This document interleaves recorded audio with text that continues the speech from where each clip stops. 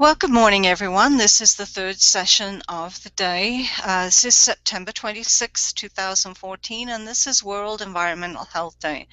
And this image really demonstrates the theme for World Environmental Health Day, which is the inequality of access. This is an image of a place in Jakarta that some of us would rather not have to even consider that people are living in such conditions. And how we address that is going to be the session third one today. I would like to reintroduce Patrick Lucey, who's with Aquatex in Canada. And Patrick is going to be talking about case studies. And at this point, I'm going to leave my screen share and introduce you to Patrick. There you are, Patrick. Go ahead and screen share your presentation and get underway, please.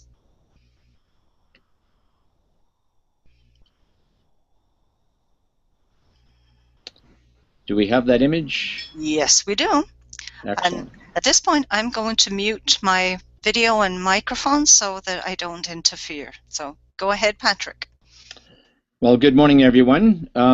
As we ended the first session on what we define as the problem, we essentially laid out the challenge that we face, excuse me, which is this 2,700-year-old linear open Roman model of design, which worked well until the mid-20th century, and the challenge we face in shifting to a completely integrated resource management model, where we close the loops on a wide range of resources that we need for our daily survival. Essentially, what the group that I represent today argue is that we need to move from this open linear model, which we see on the left, which is largely based on resources in, wastes out, and our municipal infrastructure, upon which everything else is based, is actually all about a taxpayer cost model. In other words, the design practice in terms of financial modeling is get the job done for the least possible cost.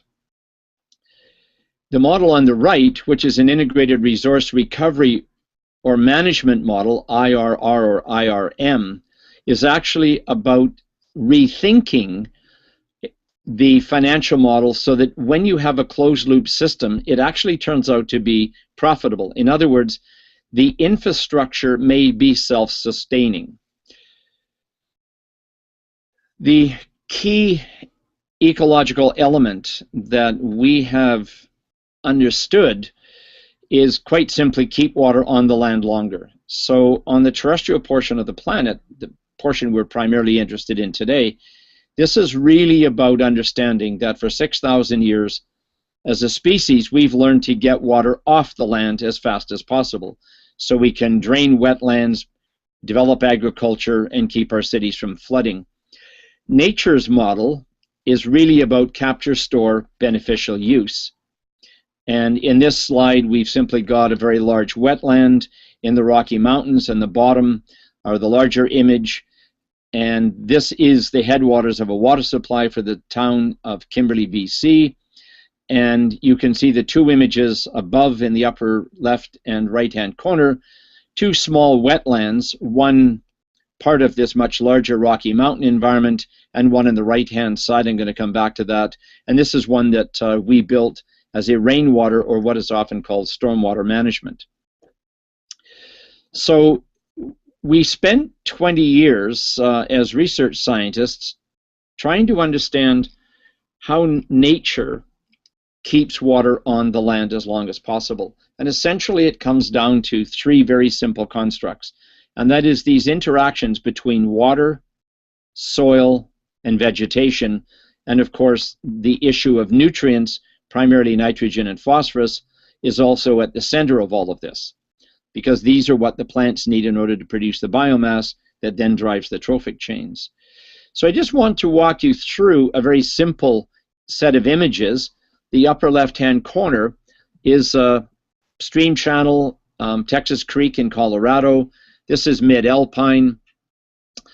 If we look at all of the natural processes and attributes that should be present in a healthy creek, they're essentially all missing.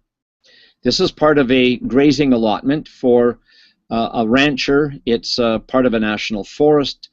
And if we look at the benefits that this particular landscape accrue to the rancher, and I think this rancher is third or fourth generation on this particular land block, about 75 animal units graze this landscape. An animal unit is the amount of forage a cow-calf graze in 30 days. We store about 500,000 gallons of water in the riparian zone, that is the zone of moist soil on either side of the stream, per linear mile. The fishery has collapsed, water quality has gone down the tubes, water temperatures are very high, and a decision was made by the U.S. Forest Service and the Bureau of Land Management that this stream needed to be repaired. If we look a decade later in the lower right-hand corner, and I've circled in red just a landscape feature, a couple of rocks, to show you that these are two precisely superimposable images. The functional condition of the stream has been completely restored. The rancher now grazes about 450 animal units per season on the same allotment. We store 4.5 million gallons of water, so we've literally regenerated nature's original water storage, which is the near-surface groundwater. The fisheries restored, water temperatures are cool, water quality has gone up, and the question that everybody wants to know is, how much money did this cost? Well, the answer is nothing.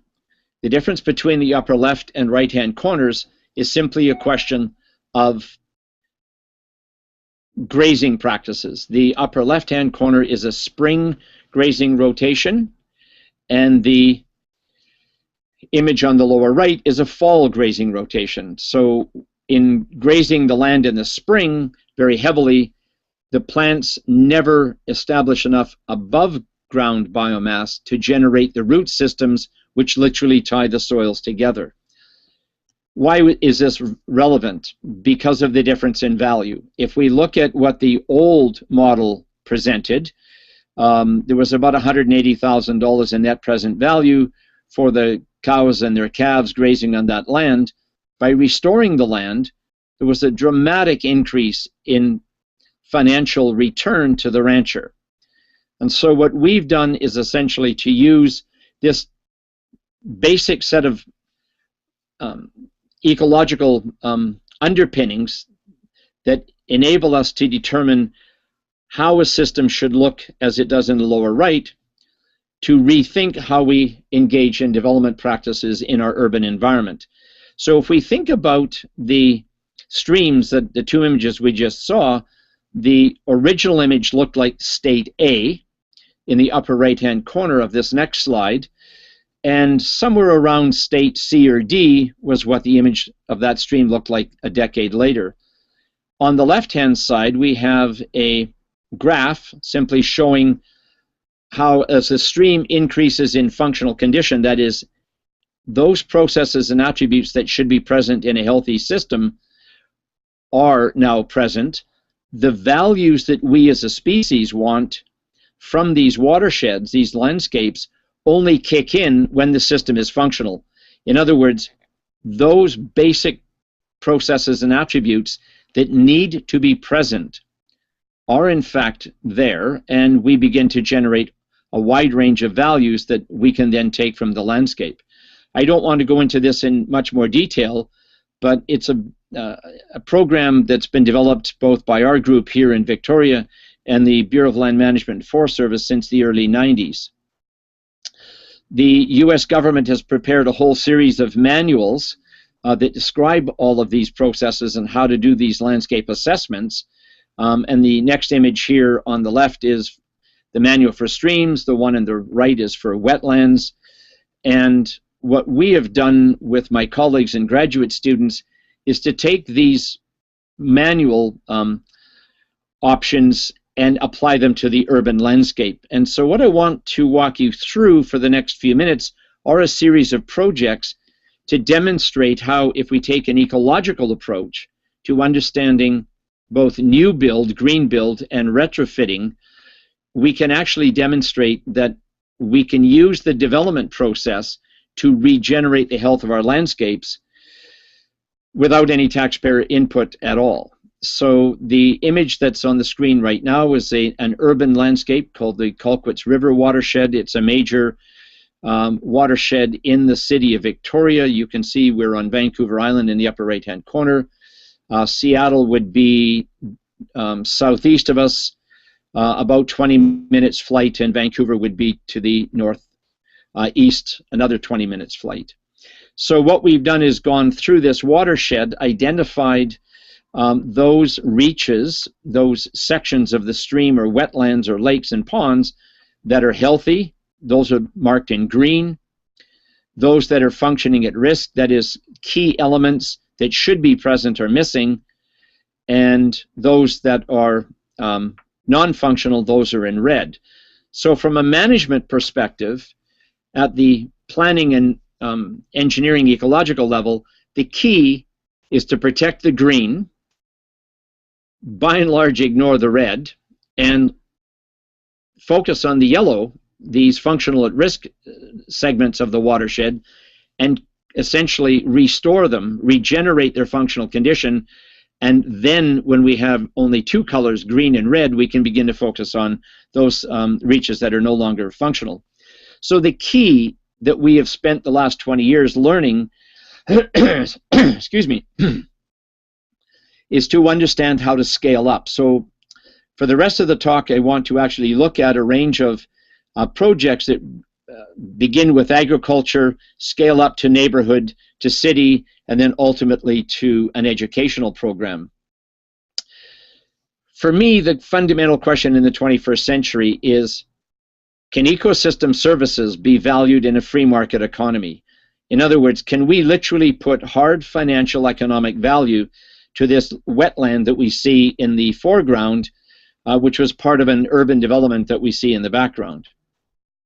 So the first case study is a residential, or rather an agricultural development surrounded by residential development. This is out on the edge of the city of Victoria. The original condition were a complex of ditches to drain the landscape, underground drainage to ensure that the land can be farmed for 7 or 8 months of the year. And what we wanted to do was essentially look at converting those ditches to fully functional streams and wetlands. So this image that's on the screen now shows the farmer's field. The drainage ditch to the right, labeled Old Ditch, which is shown in the upper right-hand thumbnail sketch, is very typical of the literally millions of miles of ditches around the world, and they're designed to get water off the land as fast as possible. At the base of that ditch are all of the cross drains, which literally pull the water through the soil into the ditch and then discharge it downstream. The image shows a well-developed tree canopy on the far left, and that is an abandoned rail line which has simply grown up. The vegetation has grown up because it hasn't been managed. And of course, running through this entire farmer's field in this valley is a high-tension power line for British Columbia Hydro, which brings power to the city. So what we did was to simply realign the drainage channel, the ditch, to a new stream or a very elongated wetland which we constructed, shown here in August of 2001. And you can see in this montage the construction, the initial filling, the vegetation beginning to come in. Those are not algal blooms, by the way. Those are either azolla or Lemna minor duckweed, very common in our open waterways here. These are terrestrial plants, and they by and large indicate nutrient-enriched but unpolluted water. In 2002, we can see the vegetation is beginning to come in. This project is about 1 kilometer long and won the top environmental award for the municipality in 2002. This image now shows what the project looks like over a decade, from its original condition through construction to the vegetation beginning to come up fairly nicely. And then the next image indicates some of the benefits that accrued from simply converting a drainage channel to a fully functional wetland or a stream channel. Ironically enough, we ended up with 13% more arable land on the farm.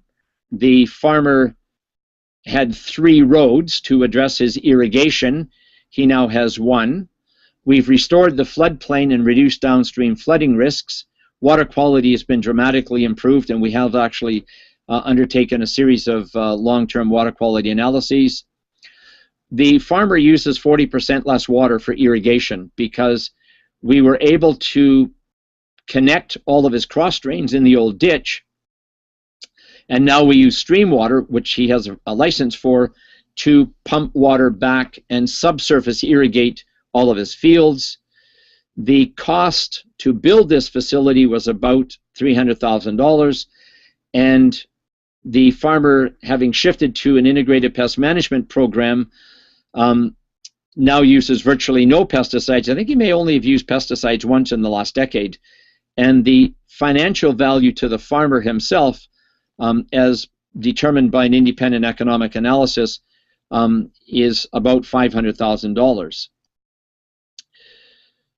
Just saving, as I mentioned a moment ago, pesticide avoidance cost was worth $500,000.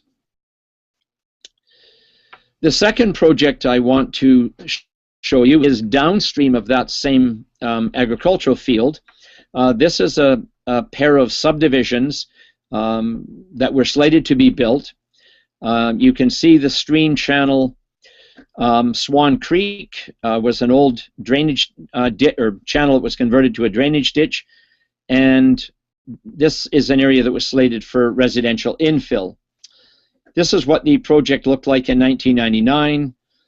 The lower left-hand image is the straightened channel, which functions as an urban ditch, and you can see the entire farmer's field was part of the floodplain.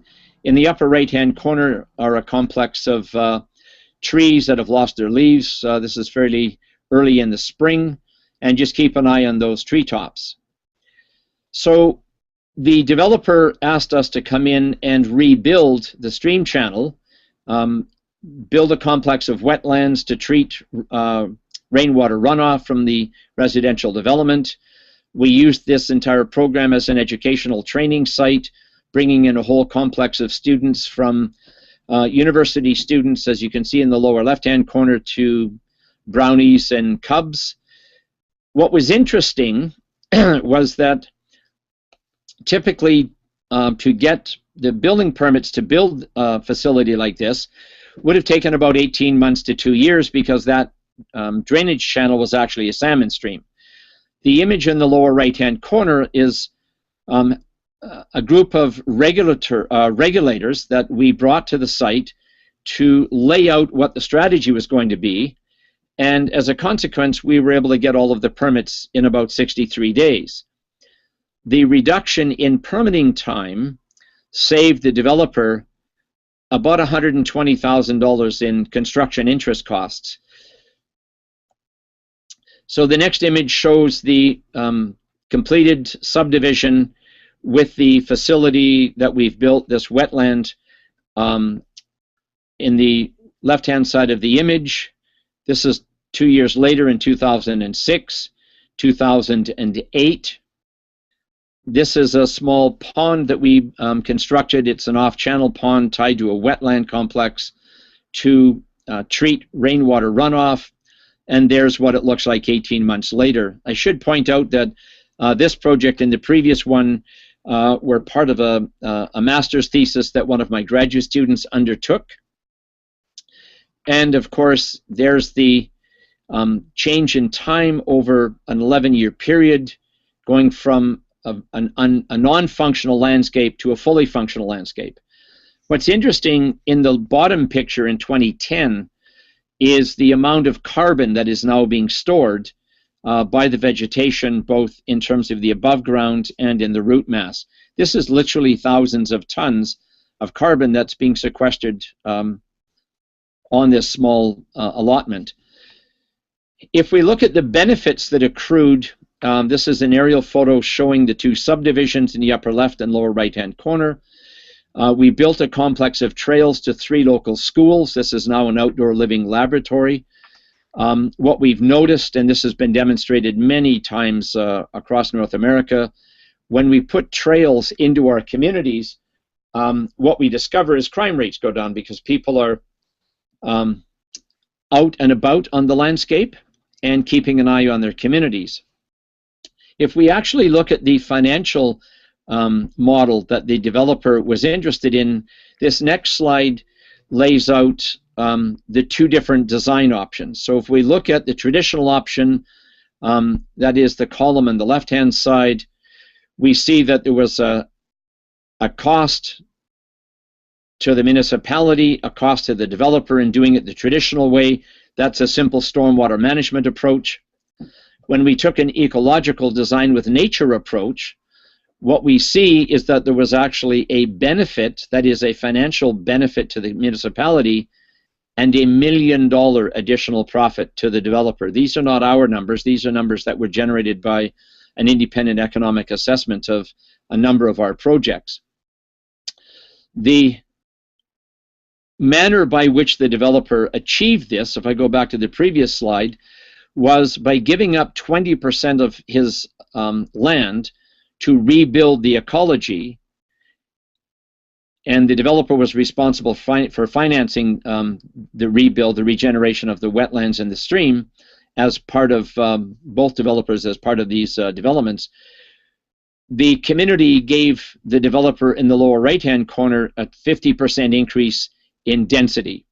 So because it's a smaller footprint, his infrastructure costs are less, and at the same time, the long-term operating and maintenance costs for the community are much less.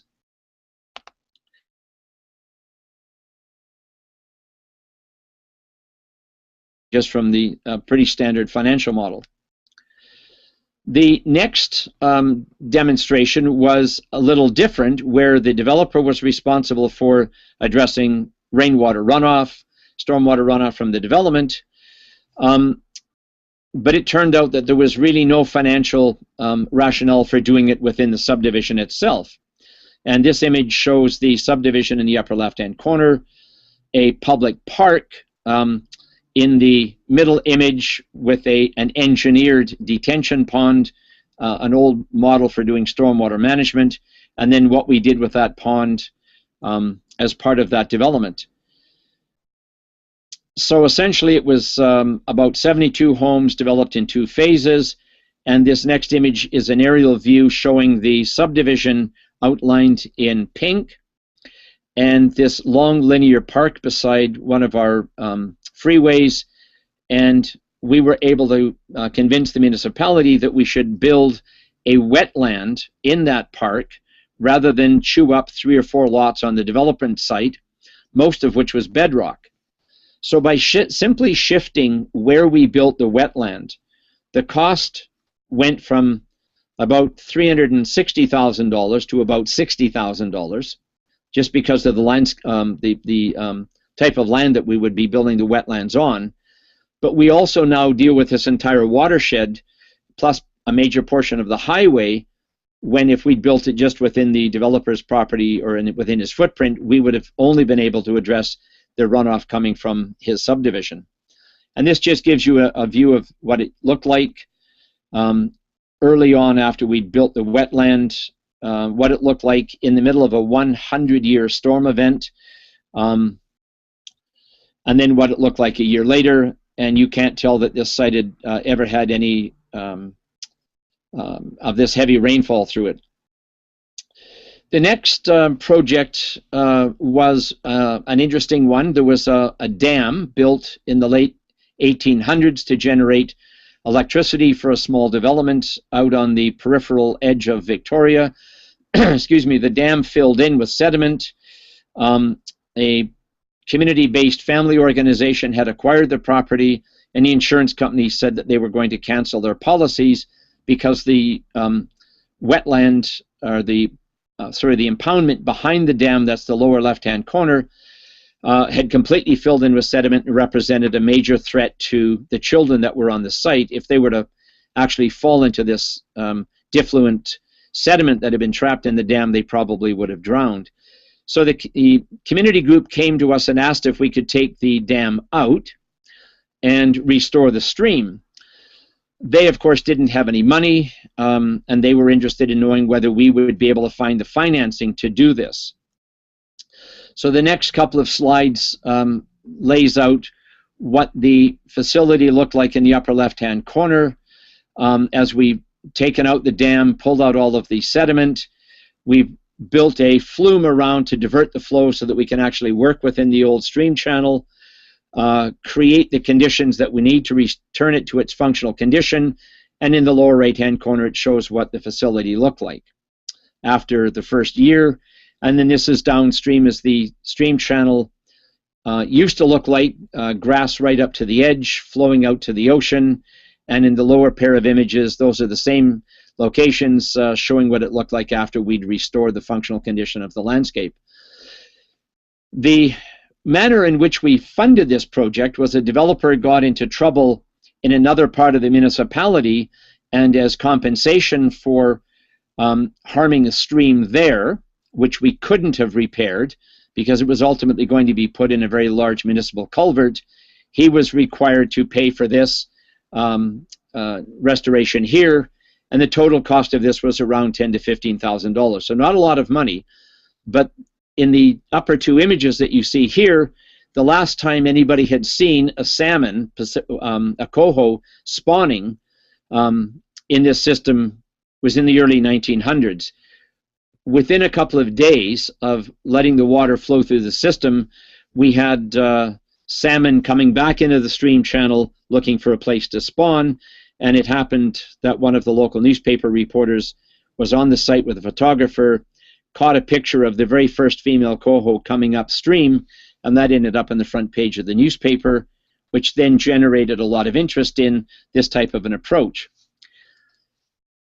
As we scale up from these sort of peripheral zones where we've got a fair amount of land to work with, we really are beginning to integrate water, energy, natural capital, municipal infrastructure, and we are thinking about a triple bottom line or a net zero approach where we work through all of the R's, from recognize to recycle to regenerate, looking at real cost or full cost accounting.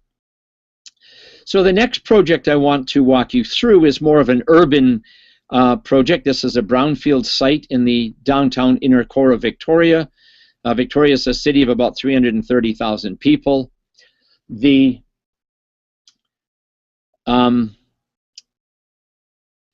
proposal here was to convert the brownfield into a mixed residential commercial retail development.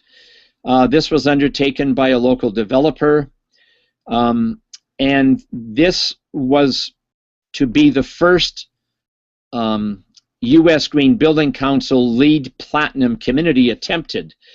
And what was interesting was when the developer and the city looked at the financial model for replacing the original industrial site, mildly contaminated, with a residential mixed development, the only way that this project was deemed financially viable was if we took a completely integrated approach to water, energy, and natural capital. And this image here simply shows a diagram of a building with green roofs. We capture the water in the building that's treated by an on-site sewage treatment plant. So we're into a decentralized mode for wastewater treatment. That water is treated to virtually drinking water quality and then is reused on the site to flush toilets, for irrigation, and to provide the water for a rebuilt stream on the site. At the same time, we also produce much of the energy that the community needs for heat and hot water. So this was really based on a regenerative adaptive design. The intent was to celebrate water, that is to shift from that ancient Roman highly 20th century model of putting water everywhere possible into a pipe and actually getting water back out onto the land and keeping it on the land as long as possible. And of course, the real issue was also to restore wildlife. So this is an aerial view early in construction. You can see the LEED platinum buildings on the right. The wastewater treatment plant is literally buried on the site. There is a central waterway where we use the reclaimed water to regenerate the wildlife stream corridor on the site. And then in the background, you can see a biomass energy plant. This is what the on-site waterway looked like 2 years after the initial phase of development was complete. And here's a montage of what the system looked like over a year period from initial construction in the upper left-hand corner to a year later in the lower right-hand corner. And this is what it looked like a year ago in 2013. Why would we actually go to the trouble of building a wildland stream in the middle of an urban concrete jungle? The answer is very simple. The apartments that border this wetland or that look down onto it are worth a lot more money. So by literally taking the mildly contaminated material, stockpiling it in a windrow, capping it, and then building a wildland natural stream, as natural as we can make it, and then using the reclaimed water from the wastewater treatment plant to create the flow-through conditions, this generated significant additional value for each of the apartments adjacent to the watershed, or sorry, the stream on the site. At the same time, I mentioned that we have a tertiary sewage treatment facility on the site. This is a xenon membrane filter, and the water that's produced by this plant is adequate for everything except drinking water. The next image is an example of a recently built greenhouse in the city of Montreal. The image in the upper left-hand corner is the same greenhouse in the middle of winter. And this is an industrial facility where a greenhouse has been literally layered on top of 2 floors of commercial space, and vegetables are grown, herbs are grown, and this particular facility provides fresh produce to a portion of the city about 6 kilometers in radius. And it's my understanding from the economics that this particular facility was able to recover the costs of construction in the first 3 to 4 years. If we look out across Montreal in that upper left-hand image, there's a staggering amount of roof space that's available in the city for additional greenhouses. And of course, much of the heat for this greenhouse actually comes from the building below. Back to the west coast, this is an aerial view of the city of Vancouver. You can see Stanley Park in the upper right-hand corner, and the large green roof is part of the convention center built for the 2010 Winter Olympics. And this particular facility also has a wastewater treatment facility in the basement and a green roof on the surface, analogous to the Dockside Green development that I showed you earlier. The next set of images are slides that I have borrowed from Ed Clerico from Natural Systems Utilities in New Jersey. And Ed was instrumental in designing the on-site decentralized wastewater for Battery Park. This was just under 300 units, LEED Gold, and they were looking at building a wastewater treatment plant in the basement to recover water and heat. And you can see that there's a dramatic reduction in water and in wastewater, which of course in New York is important because much of their infrastructure is already at capacity. So any new development is going to have to find ways of literally detaining and reusing water, energy, and nutrients.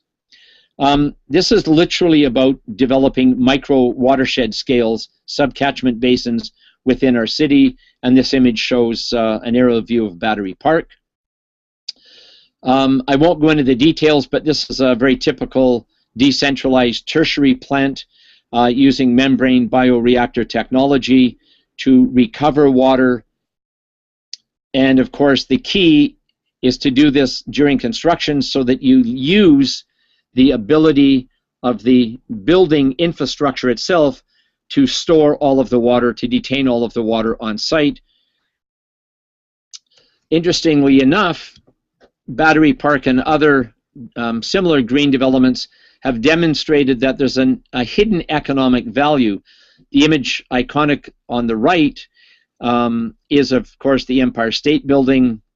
When it was being considered for a very major renovation, the option was to rebuild much of the HVAC system, the heating and ventilation, using pretty much the old design approach, albeit with new equipment, or to actually engage in a green design.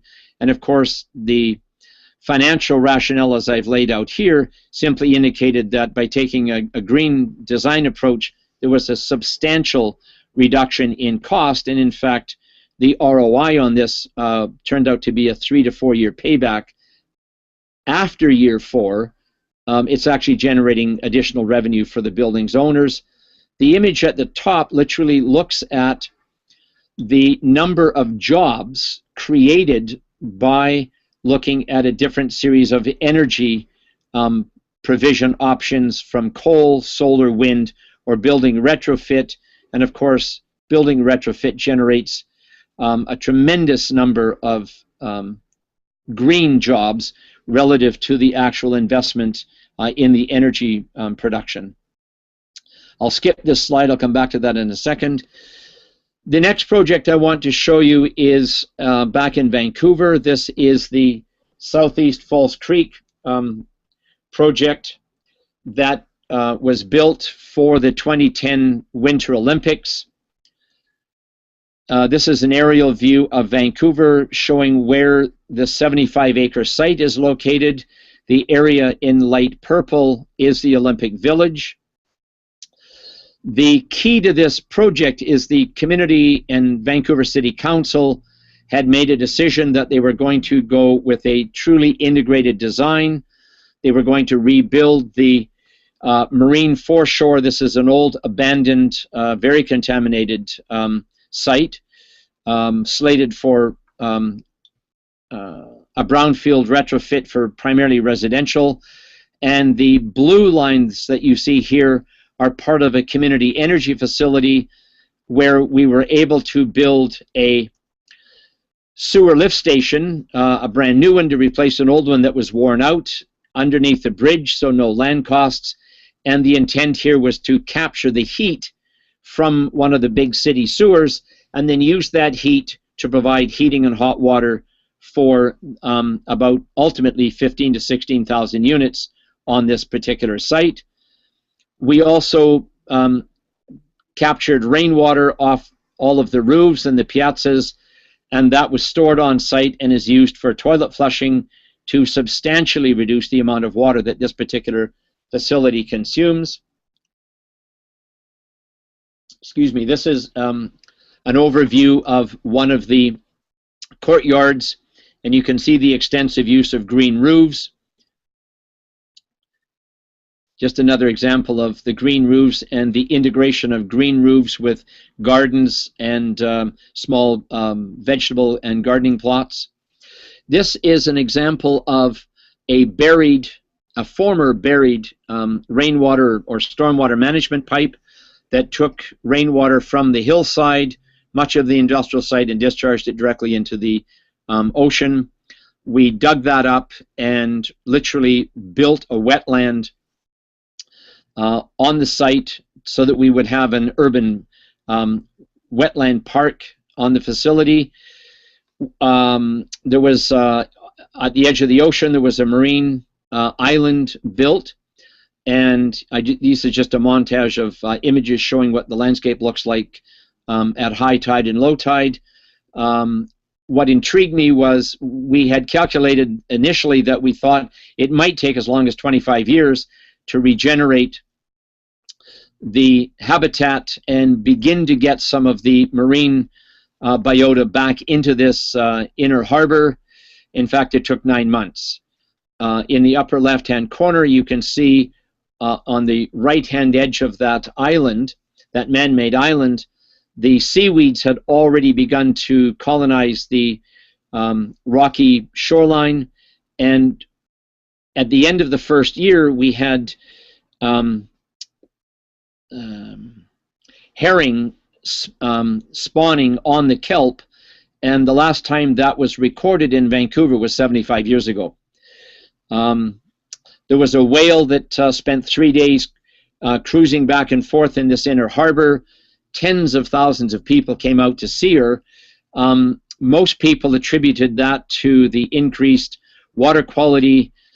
Some colleagues and I have a marine biology and oceanography background as well, actually believed that the whale was rather ill and she was looking for shallow waters in which she could beach herself should the pathology that she was subject to get any worse. And of course, whales are air-breathing mammals, and if they can't beach themselves, they may suddenly find that they're simply no longer able to stay on the surface, and as they sink below the waters, of course, then they drown.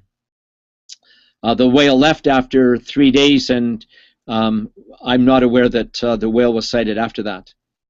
This just, again, gives you an example of some of the early images of replacing those buried stormwater pipes with literally an urban linear park. This park is attached to an elementary school that is slated to be built in the next year or so. So again, we have an outdoor living laboratory for the children. And this just gives you a close-up of that island.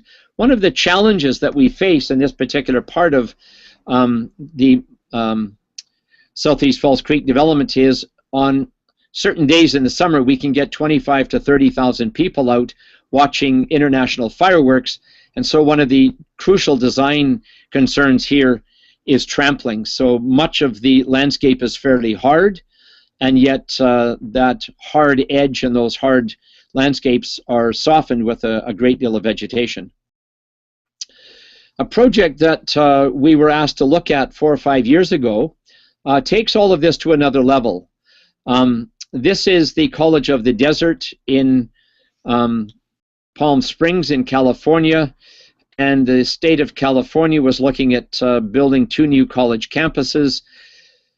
And the first campus that they were looking at building was a campus to teach technology. You can see in the far background in the upper right-hand corner the thousands and thousands of windmills that are present in this valley bottom, this desert valley bottom, that supply California with some of its electrical energy. The campus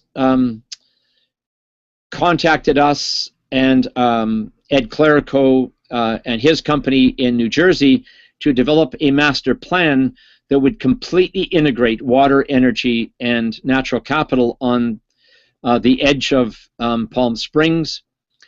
And there was about a 4 or 5 year development process that laid out all of the detailed designs for this campus. And we've learned only in the last few months that the university has decided to abandon this project, and we think they're going to go with a much more traditional campus design if they build this at all. Interestingly enough, it's, as far as I know, the money to build this campus was actually had been previously secured, so this wasn't, I don't think, a financial decision. I am curious to find out why they abandoned this approach.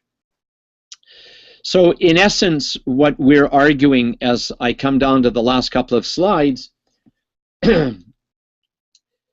is, if we think about the building of our cities in the 21st century, particularly urban environments, and especially those in the West or in the developed world, we really need to be rethinking the link between the above ground portions of the cities that we live in and the infrastructure that we're so completely dependent upon that Dendra presented in the first session, that is the water and the sewer in particular, the water in and the wastes out. If we take a truly integrated model where resource recovery is the driver, what we discover is that we can use these basic ecological design principles where, as I've shown, we balance the development we need on ecological stability. That is, it's the microbial components of the landscapes we live in that are going to, I believe, turn out in the 21st century to be absolutely essential to understanding how to close these loops and move from this 2,700-year-old Roman model of, which is open and linear, resources in, wastes out, to a 21st century model, which is a closed loop design. If we focus on this foundation, then we can dramatically expand the capability of the values that we need to sustain us, that we can only get from the natural capital or the ecosystem services of the planet.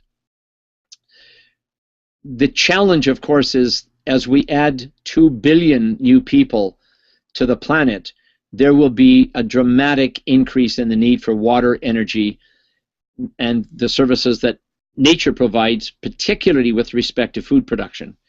We're already seeing challenges all over the planet as conflicts begin to arise over water, energy, and basic soil structures.